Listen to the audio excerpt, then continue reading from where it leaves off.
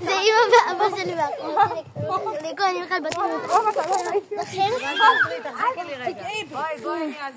אני אומרת לך, תרגעי רגע, אני רוצה לעזור לך. אני לא מצחיק, אני יכולה להעיף כולנו עכשיו בחוטליים. תעלי מפה, מהצד. חלקתי רגע, אני שנייה חוזרת. לא, היא מלא איזה נוף יפה. היא מלא. פה הם חלק. תביא יד, מה את סוחבת את הזה? תביא יד. הנה, כולם הלכו כאן יושבים. יאללה, אלמה, תסתכלי לאבא. תסתכל על לירן. יורדים, אנחנו נראה לי מתגלשים.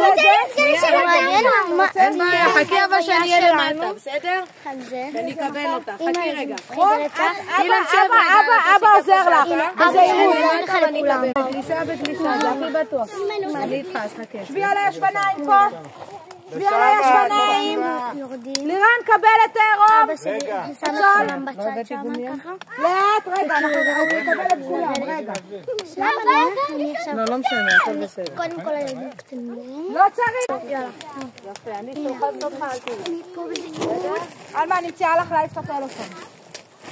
אני לא יכולה להגליץ אותו. אלמה, אני מציעה לך להעיף את הטלפון. אאו! סול בואי. רון, רוצים? רון, יאללה סול. יאללה רון, בואי. ממש כיף. אבא, היה כיף ומפחיד ברגע. היה כיף, היה ממש כיף. סוליק, בואי רגע. קולוק.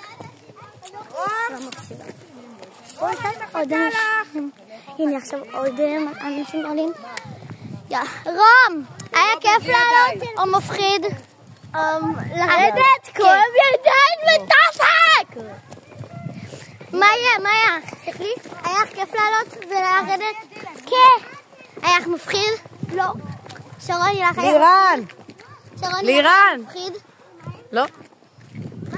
הסרט הנמלט זה על דילן מסול.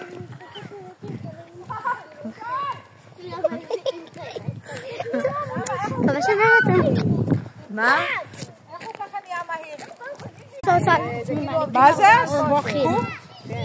לעלות היה כיף ומפחיד כי זה כאב נורא. ולשכב על הרצפה. גם לרדת בדיוק אותו דבר.